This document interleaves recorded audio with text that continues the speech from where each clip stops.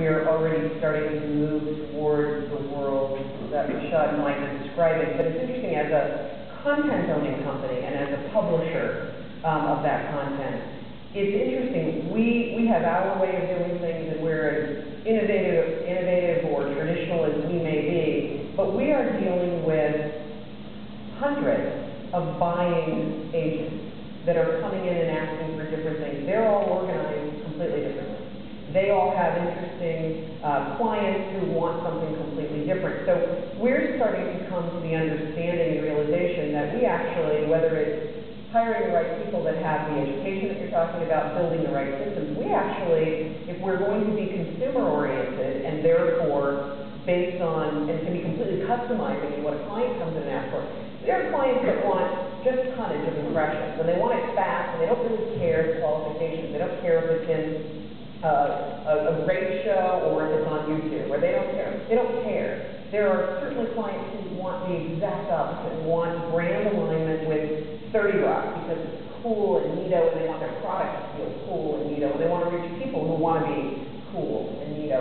And we have to be able to sell every which way. So we actually have to work out and come up with systems where when a request for proposal comes in from an advertiser to our on-air department, and our on-air sellers say, oh, well, I'm going to sell you this, this, and this, they have to actually then go to the digital guys who also have mobile as well as online, and maybe some of what we call alternate streams. And they have to be able to pull that in, and they have to be able to look at what's best for the client and how best to deliver that reach against that product, which means we have to be able to sell what we call 360s, which are the television side and the digital side paired together against an audience target for that client. We have to be able to sell the exact opposite. If a client comes in and wants a behavioral target, I want to reach men 18 to 34, they're going to buy a truck in the next 6 months.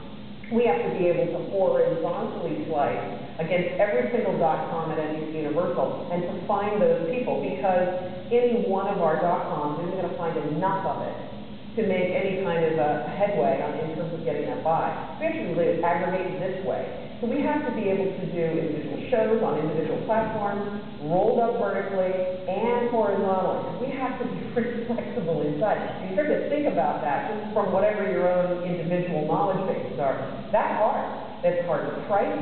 It's hard to respond quickly because you have to pull a lot of different groups into the mix. It's hard to track and to convert apples to oranges if in fact that's what the client is asking for in reportability. And then you add some spice to it, which is where I challenge sometimes the notion that in terms of selling space or actually selling actual engagement metrics, the creative that comes in the advertising side has a lot to do with it. You can sell them a great piece of media, and it can be premium, and it can be priced right, it can be wonderful. If the commercial is crummy, guess what? People are not going to react unless it's off-brand. And that happens. So that's one of the difficulties, I think, in trying to say, no, I just want to pay you for how well it does in terms of a click-through rate, or, well, then I would like to be able to, send you a bill even if the creative is praised, right? So it's interesting. The world is changing. We are having to think far more globally than we have ever had to think. We're having to learn